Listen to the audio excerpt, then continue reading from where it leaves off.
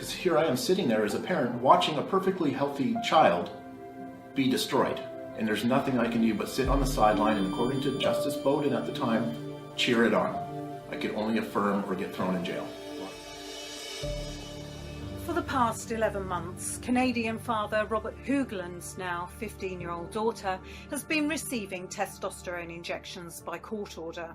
The process began in late February of last year when Justice Bowden of the British Columbia Supreme Court ruled that the then 14-year-old girl should be medically transitioned to a boy regardless of the wishes of either of her parents. This will not change her DNA. She will not become a boy. It can lead to increased heart disease and other risks of that nature, different types of cancers. Because they're going to be stopping her puberty, her bone density will stop right where it is. And I kept saying, no, this is not going to happen. I'm not consenting. Rob was told that if he tried to dissuade his daughter or referred to her as a girl, he would be considered guilty of family violence.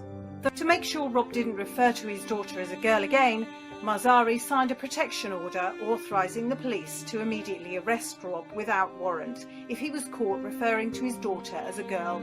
They've now created a delusion, and then they're forcing parents like myself to have to live in this delusion. And then what happens when the bubble explodes and the delusion ends? She can never go back to being a girl. I mean, she'll always be a girl, but she can never go back to being a girl in a healthy body that she should have had.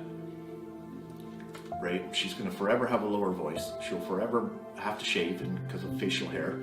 She won't be able to have children. She won't have a family. These kids don't even understand what this stuff means. What kid who's 13 is thinking about a family and having children? Not many.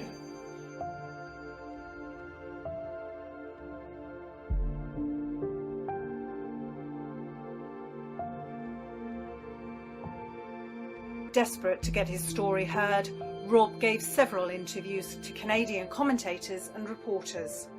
The interviews he gave were quickly suppressed in Canada, and Rob was threatened again with severe consequences for speaking out. But Rob felt that he could not remain silent. You know, what kind of father would I be if, let's say in 5-10 years, my daughter is detransitioning and she turns to me and says, you know, Dad or Mom, like, why did none of you do anything to stop this? I was a child. Like, none of you stuck your neck out for me back then. You just let me do it because I was an immature kid thinking this was something great. Where were you on that one? When my daughter asked me that question, I'll say, you know, I did everything that I possibly could.